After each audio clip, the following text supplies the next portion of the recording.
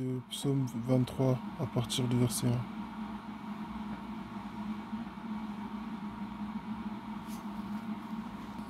Donc Psaume 23 à partir du verset 1, le thème de ce message c'est être conduit par le Saint-Esprit.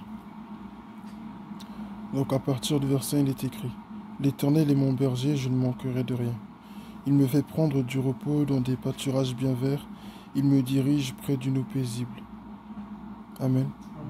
Il me fait prendre du repos dans des pâturages bien verts, il me dirige près d'une eau paisible. Le plan de Dieu pour nous, c'est la paix. Amen. La paix, même dans la souffrance, la paix même au milieu de la guerre, la paix même au milieu des persécutions.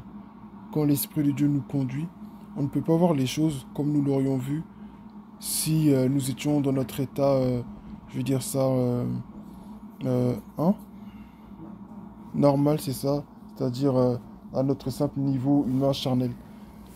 Quand tu as une relation avec Dieu, plus en plus tu grandis dans cette relation, plus en plus le temps passe, plus en plus tu passes du temps avec le Seigneur. Et de plus en plus, en fait, le Saint-Esprit t'influence. Il influence ta manière d'entendre, il influence ta façon d'écouter, il influence ta manière de parler, il influence ta manière de bouger, il influence ta manière de voir les choses, il influence ta manière d'interpréter les événements. David était un homme de guerre. Comment il peut dire l'Éternel me conduit près d'une eau paisible? C'est qu'il sait que même quand il y a des conflits, même quand il y a des moments qui sont compliqués ou des moments de persécution, Dieu est avec lui. Amen.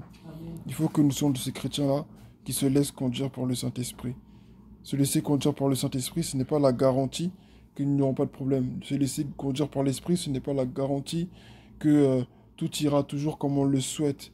Il y a certaines situations, bien sûr, qui vont, qui vont très bien se finir, qui ressembleront à ce à quoi on s'attendait. Mais ça ne sera pas toujours le cas. Il y aura toujours un sacrifice à faire. Il y aura toujours un prix à payer. Il y aura toujours euh, des choses à vivre. Et nous devons vraiment nous attendre au Seigneur pour nous protéger, pour nous diriger, pour nous conduire. Il faudrait qu'on sache qu'au-delà du fait que Dieu nous protège, au-delà du fait que Dieu nous préserve des mauvaises choses, le plus important, c'est qu'il soit présent. Amen. Donc vraiment, ce matin, le Seigneur veut nous encourager à nous laisser conduire par lui et pas par nos émotions. Parce que des fois, on est tellement dans les émotions qu'on croit que c'est Dieu. Or, en fait, c'est pas Dieu. Souvent, la volonté de Dieu, elle s'oppose à nos sentiments. La volonté de Dieu, elle s'oppose à nos projets. La volonté de Dieu, elle s'oppose à tout ce que nous, on aurait pu imaginer. Bien sûr, pour certains, il arrive que depuis tout petit, tu rêvais d'être médecin, tu rêvais d'être vétérinaire. Et au final, tu grandis, tu viens en Christ et tu vois que c'est vraiment le désir que Dieu a mis dans ton cœur, c'est vraiment ce à quoi Dieu t'a appelé. Mais pour d'autres, ce n'est pas du tout le cas. Amen. Pour d'autres, ce n'est pas le cas. Tout le monde n'a pas cette grâce-là. Pour d'autres, tu as fait tes plans, tu as fait tes études, tu as fait tout. Et puis à la fin, Dieu te dit, je veux que tu abandonnes tout ça et que tu viennes me servir. Donc nous devons être prêts.